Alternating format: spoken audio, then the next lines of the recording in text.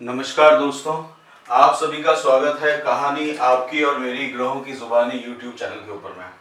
इसमें आज जो हम लोग बात कर रहे हैं वो बात कर रहे हैं वीकली प्रेडिक्शन 9 मई से 15 मई के बीच में मेष लग्न के लिए। मेष लग्न यानी कि फर्स्ट हाउस, पहला घर, काल पुरुष की कुंडली भी मेष लग्न की है।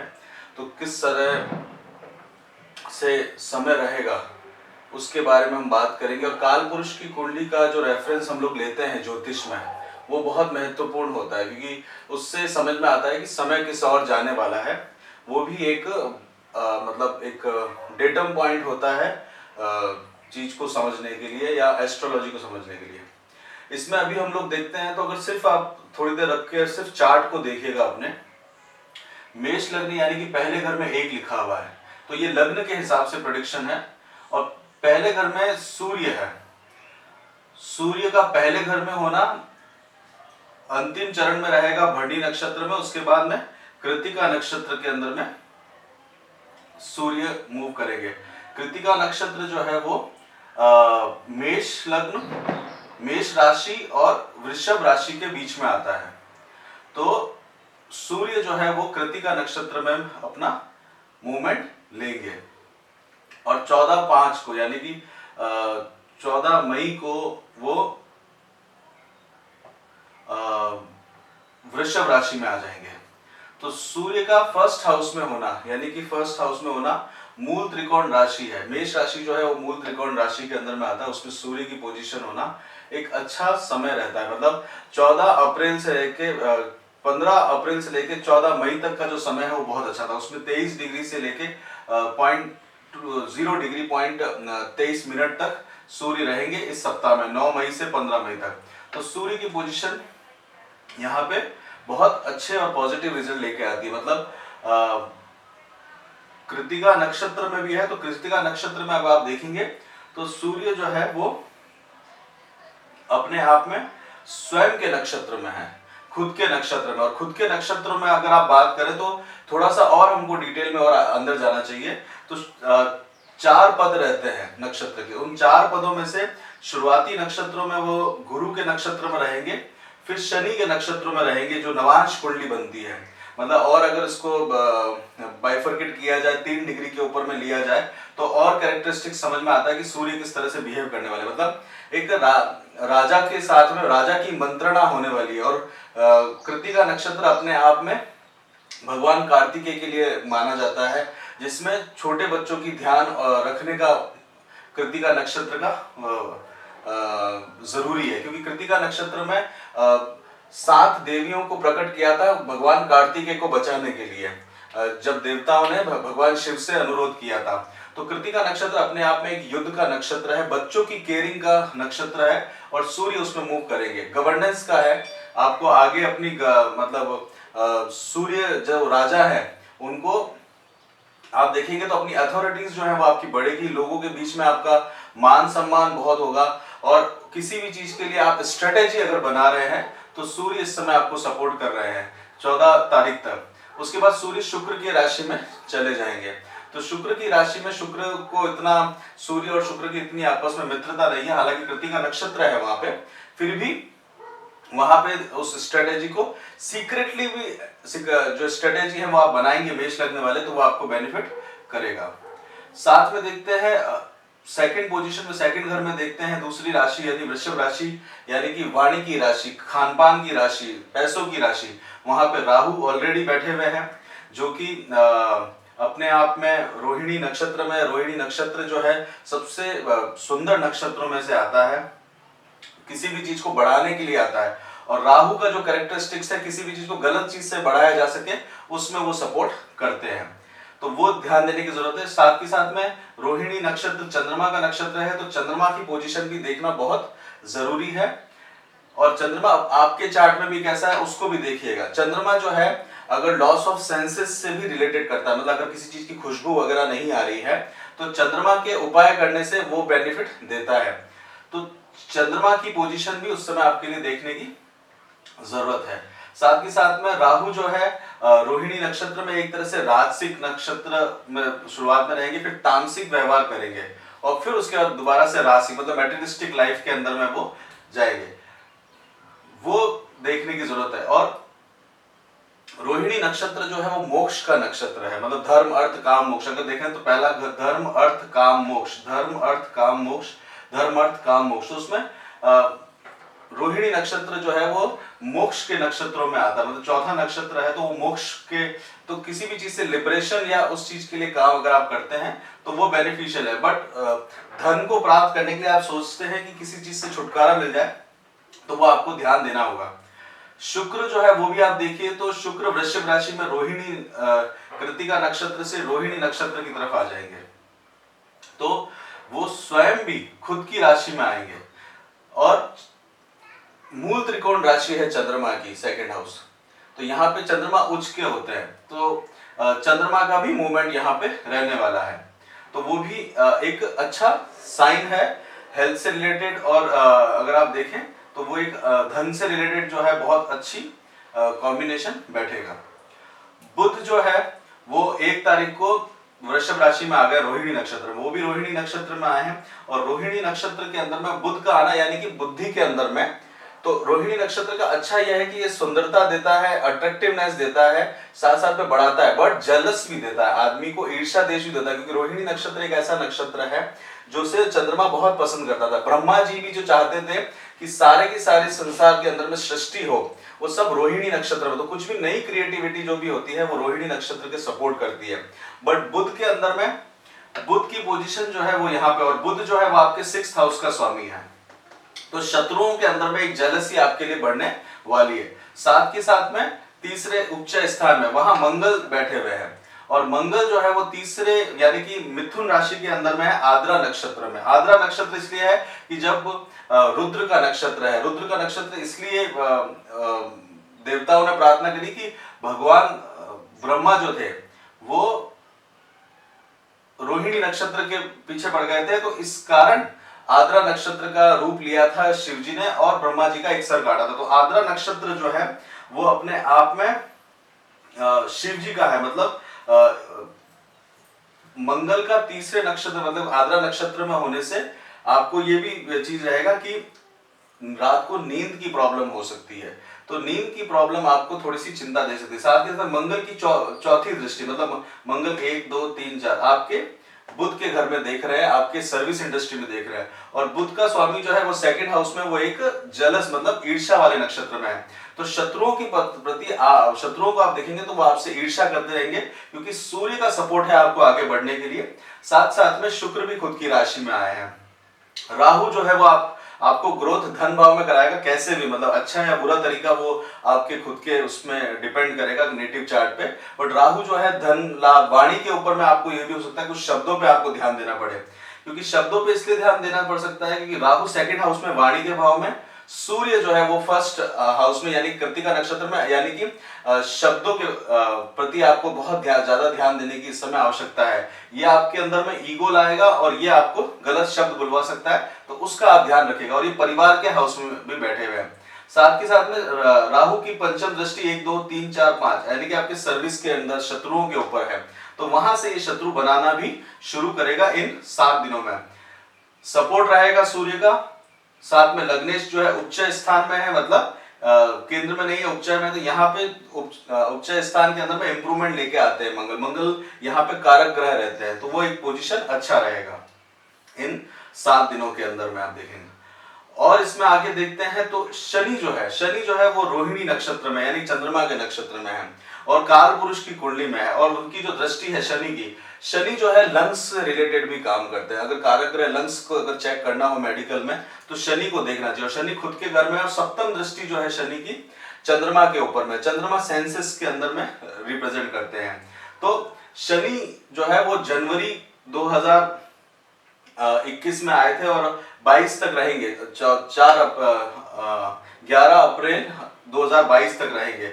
और शनि जो है इस समय अपने आप में 19 डिग्री तक में उनका मूवमेंट रहेगा, 19 डिग्री से 19.17 मिनट तक मूवमेंट रहेगा। उनकी तीसरी दृष्टि रहेगी 12th हाउस में, काल पुरुष की कुंडली में, 1 2 3 4 5 6 7 8 9 यानी कि रोग। साथ के साथ में 10वीं दृष्टि रोग के ऊपर है, तीसरी दृष्टि मोक्ष स्थान के ऊपर में है। और सप्तम दृष्टि जो है सुखेश में, फोर्थ हाउस जो है वो मोक्ष का भी त्रिकोण कहलाता है। तो शनि जो है, शनि की उपासना करने से आपका वर्कलोड थोड़ा सा कम होगा। और अभी 17 डिग्री पर है, तो वो 19 डिग्री पर है, तो 19 डिग्री के अंदर में रहना श्रवण नक्षत्र में, तो वो बहुत इंपॉर्टेंट है, क्योंकि यहाँ पे क्या है, सात्विक व्यवहार करते करते वो तामसिक मूवमेंट पे रहेंगे, और ये अपने आप में अर्थ की हानि, अर्थ को, आपके व्यय को खत्म करते हैं, और मनुष्य गण के अंदर में आते हैं श्रवण नक्षत्र। तो जिन लोगों का श्रवण नक्षत्र कुंडली में होता है वो मनुष्य गण के प्राणी होते हैं, मतलब देवता और राक्षस के जो बीच में रहता है, मतलब, तो वहां ध्यान देने की जरूरत है। तो शनि दसम स्थान में, सूर्य पहले घर में, राहु बुध शुक्र तीनों एक साथ, मंगल आपके तीसरे घर में, गुरु 11th हाउस में। गुरु धनिष्ठा नक्षत्र के अंतिम चरण में चल रहे हैं।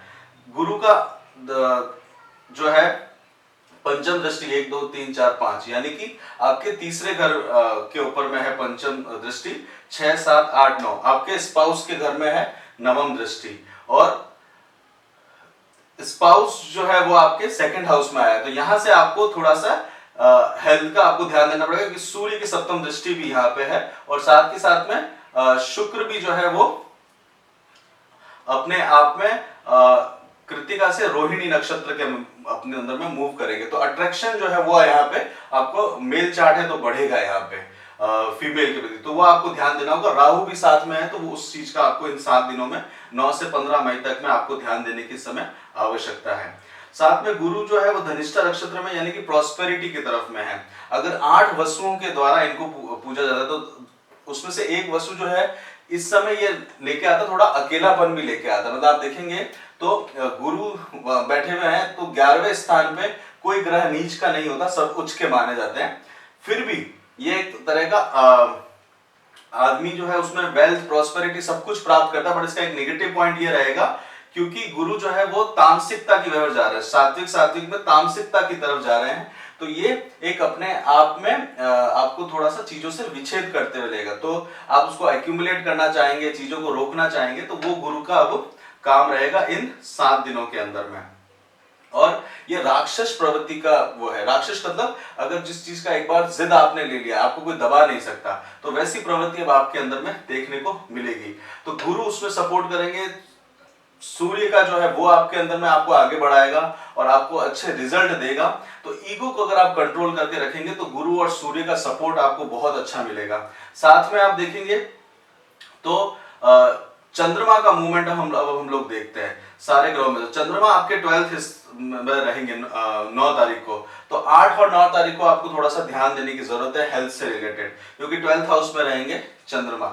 उसके बाद में लग्न में आ जाएंगे चंद्रमा का लग्न में आना, अश्विनी नक्षत्र में आना, तो आप कोई भी नई नई चीजों के लिए आपका दिमाग चलेगा एकदम, आप घर के प्रति और आपको नई क्रिएटिविटी के प्रति आपको ध्यान रहेगा, और धर्म के प्रति आपकी आस्था बढ़ेगी। जो रिलीजियस एक्टिविटीज है उसके अंदर में आप अपने आप को बढ़ते हुए देखेंगे। साथ साथ में मेडिकल रिलेटेड, क्योंकि अश्विनी नक्षत्र में है, तो वो आपको देखने को मिलेगा वहां पे। मेष के अंदर में भरणी नक्षत्र में जाएंगे तो उस दिन अमावस्या रहेगी, तो वो शुक्र का नक्षत्र है, तो शुक्र आपके 2nd हाउस में अपने घर में है, तो वहां से आप देखेंगे तो अमावस्या के समय में आप अर्थ के लिए प्रयोजन करेंगे, क्योंकि 2nd हाउस यानी धन भाव के अंदर में शुक्र है। तो 10 और 11 को आपको वहां का मूवमेंट होगा, यहाँ पे आप प्लान करेंगे, यहाँ पे आप अर्थ के लिए उसमें आपको बेनिफिट ले पाएंगे। 12 तारीख को आप देखेंगे तो कृतिका नक्षत्र में रहेंगे चंद्रमा, सूर्य के नक्षत्र में, सूर्य अच्छी पोजीशन पे है, तो सूर्य चंद्रमा की अच्छी पोजीशन होने के कारण आपको यहाँ पे बेनिफिट मिलेगा। 12 तारीख का आप फायदा उठा सकते हैं। 13 तारीख को रोहिणी नक्षत्र में रहेंगे, द्वितीय तिथि भी रहेगी, तो इस समय ये आपके लिए बहुत अच्छा समय रहेगा। आपको कुछ मेटेरियलिस्टिक लाइफ के अंदर में बेनिफिट इस समय मिल सकता है 13 तारीख को। 14 तारीख को भी रोहिणी नक्षत्र है, अक्षय तृतीया भी है, तो इस समय कोई बहुत बड़ा काम करना चाहते हैं तो वो आपके लिए बेनिफिट रहने वाला है। उसके बाद में चंद्रमा जो है तीसरे स्थान पे यानी कि मंगल के साथ में आएंगे मृगशिरा नक्षत्र के अंदर में 15 तारीख को। उस समय सूर्य की पोजीशन भी चेंज हो जाएगी, 14 को चेंज हो जाएगी। उसके बाद सूर्य की पोजीशन, सूर्य जो है थोड़ा सा डिग्री में ऊपर की तरफ से बढ़ जाएंगे, तो उस समय मिथुन राशि में रहेंगे तो काम का छोटी ट्रैवलिंग वगैरह उसके लिए आप काम कर सकते हैं। घर में थोड़ा सा ध्यान देना पड़ेगा क्योंकि जो 4th हाउस से 12वें स्थान के अंदर में चंद्रमा है वो आपको रिलेटेडली ध्यान देने की समय आवश्यकता है। तो ये ओवरऑल सारे 9 ग्रहों का मूवमेंट रहेगा 9 मई से 15 मई में। इसमें हम लोग बात करते हैं हेल्थ से रिलेटेड कैसा रहने वाला है इस समय। तो हेल्थ से रिलेटेड ओवरऑल अच्छा समय रहने वाला है। थोड़ा सा आपको बस जब चंद्रमा मीन राशि में होंगे 8-9 तारीख को तब थोड़ा सा ध्यान देने की जरूरत पड़ेगी। पढ़ाई से रिलेटेड अगर आप बात करना चाहते हैं तो पढ़ाई जो है वो थोड़ी सी डल रहेगी आपकी, क्योंकि चंद्रमा अमावस की तरफ में जाए हैं, उनकी एनर्जी उतनी ज्यादा अच्छी नहीं है। तो वहां पढ़ाई के लिए आपको थोड़ा सा विशेष ध्यान देने की समय जरूरत पड़ सकती है।